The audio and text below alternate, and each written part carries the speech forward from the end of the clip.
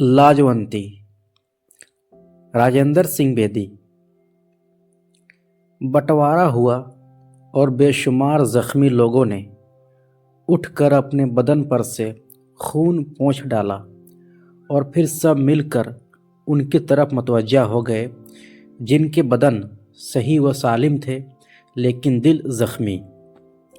गली गली मोहल्ले मोहल्ले में फिर बसाव कमेटियां बन गई थीं और शुरू में बड़ी तनदही के साथ कारोबार में बसाव, ज़मीन पर बसाव और घरों में बसाव प्रोग्राम शुरू कर दिया गया था। लेकिन एक प्रोग्राम ऐसा था जिसकी तरफ किसी ने तवज्जो ना दी थी।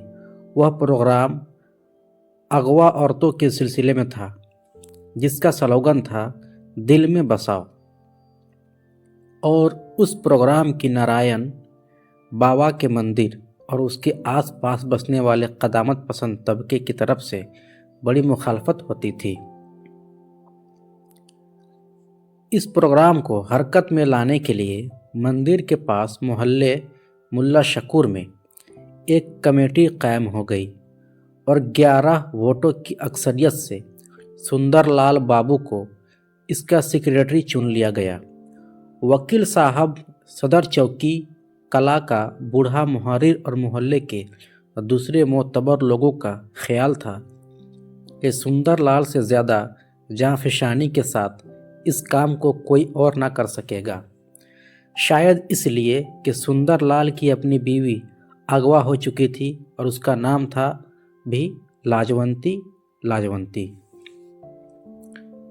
चुनांचे प्रभात फेरी निकालते हुए जब सुंदरलाल बाबू, उसका साथी रिसालो और नेकी राम वगैरह मिलकर गाते, हथलाइया कमहला नी लाजवंती दे बूटे, तो सुंदरलाल की आवाज़ एकदम बंद हो जाती और वह खामोशी के साथ चलते चलते लाजवंती की बाबत सोचता। जाने वह कहाँ होगी, किस हाल में होगी, हमारी बाबत क्या सोच रही होगी, वह कभी आएगी भी या नहीं। और पथरीले फर्श पर चलते चलते उसके कदम लड़खड़ाने लगते। और अब तो यहाँ तक नौबत आ गई थी कि उसने लाजवंती के बारे में सोचना ही छोड़ दिया था। उसका गम अब दुनिया का गम हो चुका था। उसने अपने दुख से बचने के लिए लोक सेवा में अपने आप को गर्क कर दिया। इसके बावजूद दूसरे साथियों की आवाज़ में आवाज़ मिलाते हुए उसे ये ख्याल ज़रूर आता, इंसानी दिल कितना नाजुक होता है, ज़रा सी बात पर उसे ठेस लग जाती है। वह लाजवंती के पौधे की तरह है, जिसकी तरफ हाथ भी बढ़ाओ तो कुम्हला जाता है। लेकिन उसने अपनी लाजवंती के साथ बदसलूकी करने में कोई भी कसर न उठा रखी थी। वह उसे जगह बेजगह उठने बैठने, खाने की तरफ बेतवज्जही बरतने और ऐसी ही मामूली बातों पर पीट दिया करता था। और लाजो एक पतली शहतूत की डाली की तरह नाजुक सी देहाती लड़की थी। ज़्यादा धूप देखने की वजह से उसका रंग सांवला चुका था। तबीयत में एक अजीब तरह की बेकरारी थी। उसका इज़्तिरार शबनम के उस कतरे की तरह था जो पारा कर उसके बड़े से पत्ते पर कभी इधर और कभी उधर लढ़कता रहता है। उसका दुबलापन उसकी सेहत के खराब होने की दलील ना थी, एक सेहतमंदी की निशानी थी, जिसे देखकर भारी भरकम सुंदरलाल पहले तो घबराया, लेकिन जब उसने देखा कि लाजो हर किस्म का बोझ, हर किस्म का सदमा, हत्ता के मार पीट तक सह गुजरती है, तो वह अपनी बदसलूकी को बतदरीज बढ़ाता गया और उसने इन हदों का ख्याल ही ना किया जहां पहुंच जाने के बाद किसी भी इंसान का सब्र टूट सकता है। इन हदों को धुंधला देने में लाजवंती खुद भी तो मुमद साबित हुई थी, क्योंकि वह देर तक उदास ना बैठ सकती थी।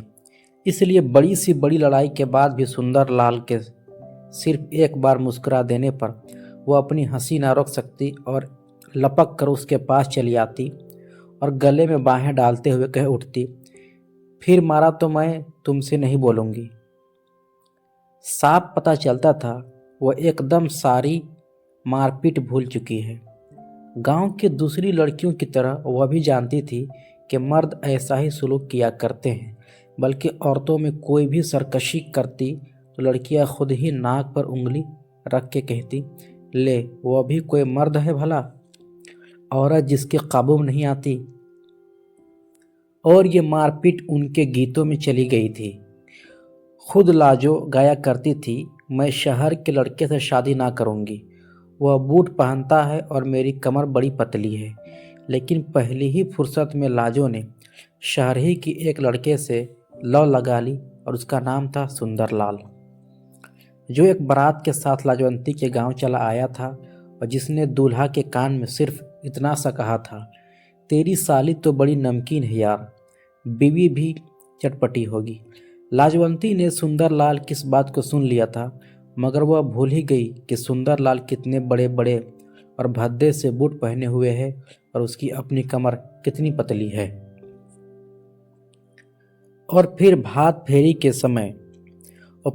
फेरी के समय ऐसी ही बातें सुंदरलाल को याद आईं और वही सोचता, एक बार, सिर्फ एक बार लाजो मिल जाए तो मैं उसे सचमुच ही दिल में बसा लूं और लोगों को बता दूं, उन बेचारी औरतों के अगवा हो जाने में उनका कोई कसूर नहीं, फसादियों की हवस नाकियों का शिकार हो जाने में उनकी कोई गलती नहीं। वह समाज जो इन मासूम और बेकसूर औरतों को कबूल नहीं करता, उन्हें अपना नहीं लेता, एक गला सड़ा समाज है और उसे ख़त्म कर देना चाहिए। वह इन औरतों को घरों में आबाद करने की तलकीन किया करता और उन्हें ऐसा मर्तबा देने की प्रेरणा करता जो घर में किसी भी औरत, किसी भी माँ, बेटी, बहन या बीवी को दिया जाता है।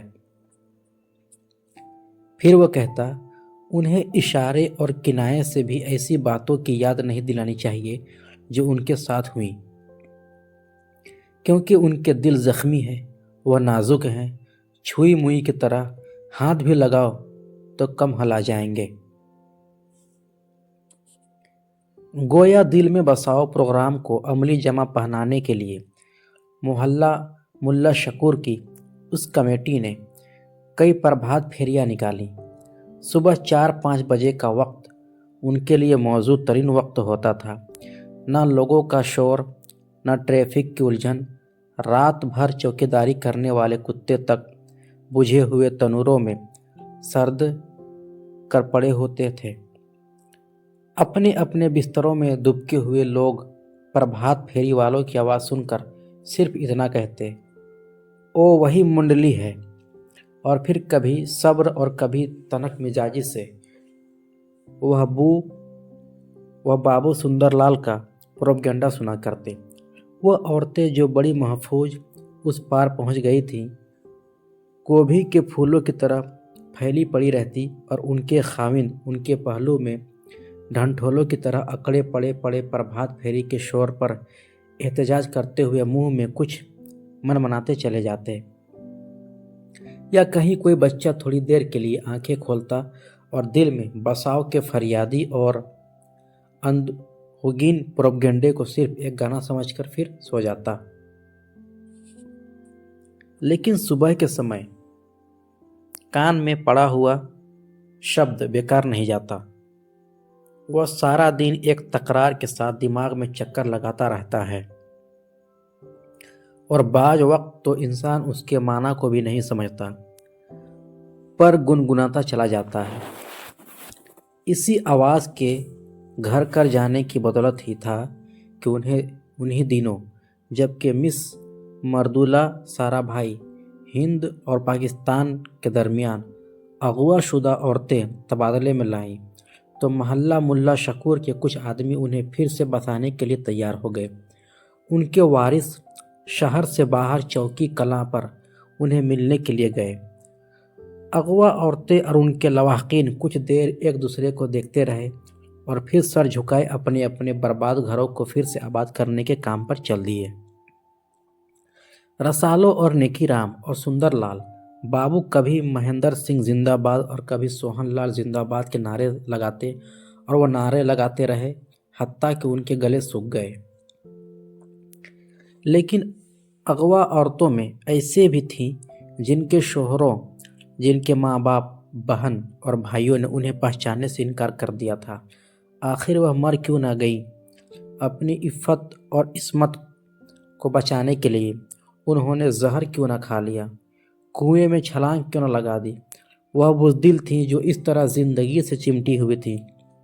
सैकड़ों हज़ारों औरतों ने अपनी इस्मत लुट जाने से पहले अपनी जान दे दी, लेकिन उन्हें क्या पता कि वह जिंदा रहकर किस बहादुरी से काम ले रही हैं। कैसे पथराई हुई आंखों से मौत को घूर रही हैं। ऐसी दुनिया में जहां उनके शौहर तक उन्हें नहीं पहचानते, फिर उनमें से कोई जी ही जी में अपना नाम दोहराती, सुहाग विनती, सुहाग वाली, और अपने भाई को इस जम्मे गफीर में देखकर आखिरी बार इतना कहती, तू भी मुझे नहीं पहचानता बिहारी? मैंने तुझे गोदी खिलाया था रे। और बिहारी चिल्ला देना चाहता। फिर वह माँ बाप की तरफ देखता और माँ बाप अपने जिगर पर हाथ रख के नारायण बाबा की तरफ देखते और निहायत ही बेबसी के आलम में नारायण बाबा आसमान की तरफ देखता, जो दरअसल कोई हकीकत नहीं रखता और जो सिर्फ हमारी नज़र का धोखा है, जो सिर्फ एक हद है जिसके पार हमारी निगाहें काम नहीं करती। लेकिन फौजी ट्रक में मिस सारा भाई तबादले में जो औरतें लाईं उनमें लाजो ना थी। सुंदरलाल ने उम्मीदों बीम से आखिरी लड़की को ट्रक से नीचे उतरते देखा और फिर उसने बड़ी खामोशी और बड़े अज़म से अपनी कमेटी की सरगर्मियों को दोचंद कर दिया। अब वह सिर्फ सुबह के समय ही प्रभात फेरी के लिए ना निकलते थे, बल्कि शाम को भी जुलूस निकालने लगे और कभी कभी एक आध छोटा मोटा जलसा भी करने लगे, जिसमें कमेटी का बूढ़ा सदर, वकील, कालिका प्रसाद सूफी खनकारों से मिली जुली एक तकरीर कर दिया करता और रसालो एक पैकदान लिए ड्यूटी पर हमेशा मौजूद रहता। लाउड स्पीकर से अजीब तरह की आवाज़ें आती। फिर कहीं नेकी राम मुहर्रिर चौकी कुछ कहने के लिए उठते, लेकिन वह जितनी भी बातें कहते और जितने भी शास्त्रों और पुराणों का हवाला देते, इतना ही अपने मकसद के खिलाफ बातें करते। और यूं मैदान हाथ से जाते देखकर सुंदरलाल बाबू उठता, लेकिन वह दो फिक्रों के अलावा कुछ भी न कह पाता। उसका गला रुक जाता, उसकी आंखों से आंसू बहने लगते और रोहांसा होने के कारण वह तकरीर न कर पाता। आंखें बैठ जाता, लेकिन मजमा पर एक अजीब तरह की खामोशी छा जाती और सुंदरलाल बाबू की इन दो बातों का असर, जो कि उसके दिल की गहराइयों से चली आती, वकील कालिका प्रसाद सूफी की सारी नासिहाना फसाहत पर भारी होता। लेकिन लोग वहीं रो देते, अपने जज्बात को आसूदा कर लेते और फिर खाली जहन घर लौट जाते। एक रोज़ कमेटी वाले सांझ के समय भी प्रचार करने चले आए और होते होते कदामत पसंदों के गढ़ में पहुंच गए। मंदिर के बाहर पीपल के एक पेड़ के इर्द गिर्द सीमेंट के थड़े पर कई श्रद्धालु बैठे थे और रामायण की कथा हो रही थी। नारायण बाबा रामायण का वह हिस्सा सुना रहे थे जहां एक धोबी ने अपनी धोबन को घर से निकाल दिया था और उससे कह दिया, मैं राजा रामचंद्र नहीं जो इतने साल रावण के साथ रह आने पर भी सीता को बसा लेगा। और रामचंद्र जी ने महासतवंती सीता को घर से निकाल दिया, ऐसी हालत में जबकि वह गर्भवती थी। क्या इससे भी बढ़कर रामराज का कोई सबूत मिल सकता है? नारायण बाबा ने कहा, ये है रामराज, जिसमें एक धोबी की बात को भी उतनी ही कदर की निगाह से देखा जाता है। कमेटी का जुलूस मंदिर के पास रुक चुका था और लोग रामायण की कथा और श्लोक का वर्णन सुनने के लिए ठहर चुके थे। सुंदरलाल आखिरी फिक्रे सुनते हुए कह उठा, हमें ऐसा रामराज नहीं चाहिए बाबा। चुप रहो जी, तुम कौन होते हो? खामोश, मजमा से आवाज़ें आईं और सुंदरलाल ने बढ़कर कहा, मुझे बोलने से कोई नहीं रोक सकता। फिर मिली जुली आवाज़ें आईं, खामोश, हम नहीं बोलने देंगे। और एक कोने में से ये भी आवाज़ आई, मार देंगे। नारायण बाबा ने बड़ी मीठी आवाज़ में कहा, तुम शास्त्रों की मान मर्यादा को नहीं समझते सुंदरलाल। सुंदरलाल ने कहा, मैं एक बात तो समझाता हूँ बाबा, रामराज में धोबी की आवाज़ तो सुनी जाती है लेकिन सुंदरलाल की नहीं। अनीर लोगों ने जो अभी मारने पे तुले थे अपने नीचे से पीपल की गौ लरे हटा दी और फिर से बैठते हुए बोल उठे, सुनो सुनो सुनो। रसालो और नेकी राम ने सुंदरलाल बाबू को टहोका दिया और सुंदरलाल बोले, श्री राम नेता थे हमारे, श्री राम नेता थे हमारे, पर ये क्या बात है बाबा जी। उन्होंने धोबी की बात को सत्य समझ लिया मगर इतनी बड़ी महारानी के सत्य पर विश्वास न कर पाए। नारायण बाबा ने अपनी दाढ़ी की खिचड़ी पकाते हुए कहा, इसलिए कि सीता उनकी अपनी पत्नी थी। सुंदरलाल तुम इस बात की महानता को नहीं जानते। हाँ बाबा, सुंदरलाल बाबू ने कहा, इस संसार में बहुत सी बातें हैं जो मेरी समझ में नहीं आती, पर मैं सच्चा रामराज उसे समझता हूँ जिसमें इंसान अपने आप पर भी जुल्म नहीं कर सकता। अपने आप से बेइंसाफ़ी करना उतना ही बड़ा पाप है जितना किसी दूसरे से बेइंसाफ़ी करना। आज भी भगवान राम ने सीता को घर से निकाल दिया है इसलिए कि वह रावण के पास रह आई है। इसमें क्या कसूर था सीता का? क्या वह भी हमारी बहुत सी माँओं बहनों की तरह एक छल और कपट की शिकार ना थी? इसमें सीता के सत्य और असत्य की बात है या राक्षस रावण के वहशीपन की, जिसके 10 सर इंसान के थे लेकिन एक और सबसे बड़ा सर गधे का। आज हमारी सीता निर्दोष घर से निकाल दी गई है। सीता, लाजवंती और सुंदरलाल बाबू ने रोना शुरू कर दिया। रसालो और नेकी राम ने तमाम व सुर्ख झंडे उठा लिए जिन पर आज ही स्कूल के छोकरों ने बड़ी सफाई से नारे काट के चिपका दिए थे। और फिर वह सब सुंदरलाल बाबू जिंदाबाद के नारे लगाते हुए चल दिए। जुलूस में से एक ने कहा, महासती सीता जिंदाबाद। एक तरफ से आवाज़ आई, श्री रामचंद्र। और फिर बहुत सी आवाज़ें आईं, खामोश खामोश। और नारायण बाबा की महीनों की कथा अकारत चली गई। बहुत से लोग जुलूस में शामिल हो गए जिसके आगे आगे वकील कालिका प्रसाद और हुकुम सिंह मुहर्रिर चौकी किला जा रहे थे, अपनी बूढ़ी छड़ियों को ज़मीन पर मारते और एक फातिहाना सी आवाज़ पैदा करते हुए। और उनके दरमियान कहीं सुंदरलाल जा रहा था। उसकी आंखों से अभी तक आंसू बह रहे थे। आज उसके दिल को बड़ी ठेस लगी थी और लोग बड़े जोश के साथ एक दूसरे के साथ मिलकर गा रहे, हथलाइया कमलासनी लाजवंती देवबूटे। अभी गीत की आवाज़ लोगों के कानों में गूंज रही थी। अभी सुबह नहीं हो पाई थी और मोहल्ला मुल्ला शकूर के मकान 414 की बुधवा अभी तक अपने बिस्तर में कर्बनाक से अंगड़ाइयाँ ले रही थी कि सुंदरलाल का गिराई लालचंद, जिसे अपना असर और रसूख इस्तेमाल करके सुंदरलाल और खलीफा कालिका प्रसाद ने राशन डिपो ले दिया था, दौड़ा दौड़ा आया और अपनी गाढ़े की चादर से हाथ फैलाए हुए बोला, बधाई हो सुंदरलाल। सुंदरलाल ने मीठा गुड़चिल्लम रखते हुए कहा, किस बात की बधाई लालचंद? मैंने लाजो भाभी को देखा है। सुंदरलाल के हाथ से चिल्लम गिर गई और मीठा तंबाकू फर्श पर गिर गया। कहाँ देखा है? उसने लालचंद को कंधों से पकड़ते हुए पूछा और जल्द जवाब न पाने पर झिझोड़ दिया, वागा की सरहद पर। सुंदरलाल ने लालचंद को छोड़ दिया और इतना सा बोला, कोई और होगी? लालचंद ने यकीन दिलाते हुए कहा, नहीं भैया, वो लाजो ही थी, लाजो। तुम उसे पहचानते भी हो? सुंदरलाल ने फिर से मीठे तंबाकू को फर्श पर से उठाते और हथेली पर मसलते हुए पूछा। और ऐसा करते हुए उसने रसालों की चिल्लम हुक्के पर से उठा ली और बोला, भला क्या पहचान है उसकी? एक तिंदोला ठोरी पर है और दूसरा गाल पर। हाँ हाँ हाँ, और सुंदरलाल ने खुद ही कह दिया, तीसरा माथे पर।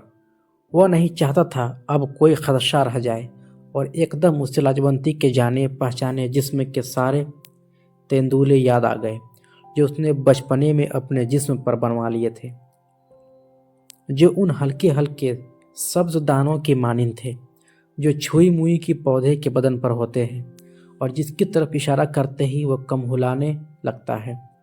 बिल्कुल उसी तरह उन तेंदुलों की तरफ उंगली करते ही लाजवंती शर्मा जाती थी और गुम हो जाती थी, अपने आप में सिमट जाती थी, गोया उसके सब राज किसी को मालूम हो गए हों और किसी नामालूम खजाने के लुट जाने से वह मुफलिस हो गई हो। सुंदरलाल का सारा जिस्म एक अनजाने खौफ, एक अनजानी मोहब्बत और उसकी मुकद्दस आग में फूंकने लगा। उसने फिर से लालचंद को पकड़ लिया और पूछा, लाजो वागा कैसे पहुंच गई? लालचंद ने कहा, हिंद और पाकिस्तान में औरतों का तबादला हो रहा था ना। फिर क्या हुआ? सुंदरलाल ने अकड़ो बैठते हुए कहा, क्या हुआ फिर? रसालो भी अपनी चारपाई पर उठ बैठा और तंबाकू को नौशों की मखसूस खांसी खांसते हुए बोला, सचमुच आ गई है लजवंती भाभी। लालचंद ने अपनी बात जारी रखते हुए कहा, वागा पर 16 औरतें पाकिस्तान ने दे दी और उसकी एवज 16 औरतें ले ली, लेकिन एक झगड़ा खड़ा हो गया। हमारे वॉलंटियर इतराज कर रहे थे कि तुमने जो औरतें दी हैं उनमें अधेड़, बूढ़ी और बेकार औरतें ज़्यादा हैं। इस तनाज़ा पर लोग जमा हो गए। उस वक्त उधर के वॉलंटियरों ने लाजो भाभी को दिखाते हुए कहा, तुम इसे बूढ़ी कहते हो? देखो देखो, जितनी औरतें तुमने दी हैं उनमें से एक भी बराबरी करती है इसकी। और वहां लाजो भाभी सबकी नज़रों के सामने अपने तेंदुले छिपा रही थी। फिर झगड़ा बढ़ गया। दोनों ने अपना अपना माल वापस ले लेने की ठान ली। मैंने शोर मचाया, लाजो लाजो भाभी, मगर हमारी फौज के सिपाहियों ने हमें ही मार मार के भगा दिया। और लालचंद अपनी कहनी दिखाने लगा जहां उसे लाठी पड़ी थी। रसालो और नेकीराम चुपचाप बैठे रहे और सुंदरलाल कहीं दूर देखने लगा। शायद सोचने लगा, लाजो आई भी पर न आई, और सुंदरलाल की शक्ल ही से जान पड़ता था जैसे वह बीकानेर का सेहरा फांद कर आया है और अब कहीं दरख्त की छांव में जबान निकालने हाँप रहा है। मुंह से इतना भी नहीं निकलता, पानी दे दो। उसे यूं महसूस हुआ, बंटवारे से पहले बंटवारे के बाद का तशद्दुद अभी तक कार फरमा है, सिर्फ उसकी शक्ल बदल गई है। अब लोगों में पहला सा दरीग भी नहीं रहा।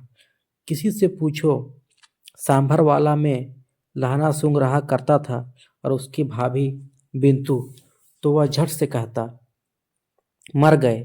और उसके बाद मौत और उसके मफहूम से बिल्कुल बेखबर, बिल्कुल आरी आगे चला जाता। उससे भी एक कदम आगे बढ़कर बड़े ठंडे दिल से ताजिर इंसानी माल, इंसानी गोश्त और पोस्त की तजारत और उसका तबादला करने लगे। मवेशी खरीदने वाले किसी भैंस या गाय का जबड़ा हटाकर दांतों से उसकी उम्र का अंदाज़ा करते थे। अब वो जवान औरत के रूप, उसके निखार, उसके अजीज तरीन राजों, उसके तेंदुलों की शारे आम में नुमाइश करने लगे। तशद्दुद अब ताजिरों की नस नस में बस चुका है। पहले मंडी में माल बिकता था और भाव ताव करने वाले हाथ मिलाकर उस पर एक रुमाल डाल लेते और यूं गप्ती कर लेते, गोया रुमाल के नीचे उंगलियों के इशारों से सौदा हो जाता था। अब गप्ती का रुमाल भी हट चुका था और सामने सौदे हो रहे थे और लोग तिजारत के आदाब भी भूल गए थे। ये सारा लेन देन, ये सारा कारोबार पुराने ज़माने की दास्तान मालूम हो रहा था, जिसमें औरतों की आज़ादाना खरीदो फरोख्त का किस्सा बयान किया जाता है। अज़बैक अनगिनत उरिया औरतों के सामने खड़ा उनके जिस्मों को टोह टोह के देख रहा है, और जब वह किसी औरत के जिस्म को उंगली लगाता है तो उस पर एक गुलाबी सा गढ़ा पड़ जाता है और उसके इर्द गिर्द एक जर्द सा हल्का और फिर जर्दियाँ और सुर्खियाँ एक दूसरे की जगह लेने के लिए दौड़ती हैं। अज़बैक आगे गुजर जाता है और नाकाबिल कबूल औरत एक एतराफ़ शिकस्त, एक इनफ़ालियत के आलम में एक हाथ से इज़ार बंद थामे और दूसरे से अपने चेहरे को आवाम की नज़रों से छिपाए सिसकियाँ लेती है। सुंदरलाल अमृतसर सरहद जाने की तैयारी कर ही रहा था कि उसे लाजो के आने की खबर मिली। एकदम ऐसी खबर मिल जाने से सुंदरलाल घबरा गया। उसका एक कदम फौरन दरवाजे की तरफ बढ़ा, लेकिन वह पीछे लौट आया। उसका जी चाहता था कि वह रूठ जाए और कमेटी के तमाम पल्ले कार्डों और झंडियों को बिछाकर बैठ जाए और फिर रोए, लेकिन वहाँ जज्बात का यूं मुजाहरा मुमकिन न था। उसने मर्दाना वार उस अंदरूनी कशाकश का मुकाबला किया और अपने कदमों को नापते हुए चौकी कला की तरफ चल दिया, क्योंकि वही जगह थी जहाँ अगवा औरतों की डिलीवरी दी जाती थी। अब लाजो सामने खड़ी थी और एक खौफ के जज्बे से कांप रही थी। वही सुंदरलाल को जानती थी, उसके सिवाय कोई न जानता था। वह पहले ही उसके साथ ऐसा सलूक करता था, और अब जब कि वह एक गैर मर्द के साथ जिंदगी के दिन बिताकर आई थी, ना जाने क्या करेगा। सुंदरलाल ने लाजो की तरफ देखा। वह खालिस इस्लामी तर्ज का लाल दुपट्टा ओढ़े थी और बाएं बक्कल मारे हुए थी, आदतन महज आदतन। दूसरी औरतें में घुल मिल जाने और बिलाखिर अपने सयाद के दाम से भाग जाने की आसानी थी, और वह सुंदरलाल के बारे में इतना ज़्यादा सोच रही थी कि उसे कपड़े बदलने या दुपट्टा ठीक से ओढ़ने का भी ख्याल न रहा। वह हिंदू और मुसलमान की तहजीब के बुनियादी फ़र्क, दाएं बुकल और बाएं बुकल में इम्तियाज़ करने से कासिर रही थी। अब वह सुंदरलाल के सामने खड़ी थी और कांप रही थी, एक उम्मीद और एक डर के जज्बे के साथ। सुंदरलाल को धचक्का सा लगा। उसने देखा लाजवंती का रंग कुछ निखर गया था और वह पहले की बनिस्बत कुछ तंदुरुस्त सी नजर आती थी। नहीं, वह मोटी हो गई थी। सुंदरलाल ने जो कुछ लाजो के बारे में सोच रखा था, वह सब गलत था। वो समझता था गम में घुल जाने के बाद लाजवंती बिल्कुल मरियल हो चुकी होगी और आवाज़ उसके मुंह से निकाले ना निकलती होगी। इस ख्याल से वह कि वह पाकिस्तान में बड़ी खुश रही है, उसे बड़ा सदमा हुआ, लेकिन वह चुप रहा, क्योंकि उसने चुप रहने की कसम खा रखी थी। अगरचे वह ना जान पाया कि इतनी खुश थी तो फिर चली क्यों आई। उसने सोचा शायद हिंद सरकार के दबाव की वजह से उसे अपनी मर्जी के खिलाफ यहाँ आना पड़ा। लेकिन एक चीज़ वह ना समझ सका कि लाजवंती का सांवलाया हुआ चेहरा जर्दी लिए हुए था और महज गम से उसके बदन के गोश्त ने हड्डियों को छोड़ दिया था। वह गम की कसरत से मोटी हो गई थी और सेहतमंद नजर आती थी, लेकिन ये ऐसी सेहतमंदी थी जिसमें 2 कदम चलने पर आदमी का सांस फूल जाता है। मगविया के चेहरे पर पहली निगाह डालने का तासुर कुछ अजीब सा हुआ, लेकिन उसने सब ख्यालात का एक इस्बाती मर्दानगी से मुकाबला किया। और भी बहुत से लोग मौजूद थे। किसी ने कहा, हम नहीं लेते मुसलमान की झूठी औरत। और ये आवाज़ रसालो, नेकीराम और चौकी कलां के बूढ़े मुहर्रिर के नारों में गुम होकर रह गई। इन सब आवाज़ों से अलग कालिका प्रसाद की फटती और चिल्लाती आवाज़ आ रही थी। वह खांस भी लेता और बोलता भी जाता। वह इस नई हकीकत, इस नई शुद्धि का शिद्दत से कायल हो चुका था। यूं मालूम होता था आज उसने कोई नया वेद, कोई नया पुराण और शास्त्र पढ़ लिया है और अपने इस हुसूल में दूसरों को भी हिस्सेदार बनाना चाहता है। इन सब लोगों और उनकी आवाज़ों में घिरे हुए लाजो और सुंदरलाल अपने डेरे को जा रहे थे, और ऐसा जान पड़ता था जैसे हजारों साल पहले के रामचंद्र और सीता किसी बहुत लंबे अखलाकी बनवास के बाद अयोध्या लौट रहे हैं। एक तरफ तो लोग खुशी के इजहार में दीपमाला कर रहे हैं और दूसरी तरफ उन्हें इतनी लंबी अजियत दिए जाने पर तासुब भी। लाजवंती के चले आने पर भी सुंदरलाल बाबू ने इसी शद्दोमत से दिल ने बसाव प्रोग्राम को जारी रखा। उसने कौल और फेल दोनों एतबार से उसे निभा दिया था। और वह लोग जिन्हें सुंदरलाल की बातों में खाली खोली जज्बातियत नजर आती थी, कायल होना शुरू हुए। अक्सर लोगों के दिल में खुशी थी और बेशतर के दिल में अफसोस। मकान 414 की बेवा के अलावा मोहल्ला मुल्ला शकूर की बहुत सी औरतें सुंदरलाल बाबू सोशल वर्कर के घर आने से घबराती थीं। लेकिन सुंदरलाल को किसी की इतनाया बेइतनाई की परवाह ना थी। उसके दिल की रानी आ चुकी थी और उसके दिल का खला पट चुका था। सुंदरलाल ने लाजो की सूरन मूर्ति को अपने दिल के मंदिर में स्थापित कर लिया था और खुद दरवाजे पर बैठा उसकी हिफाजत करने लगा था।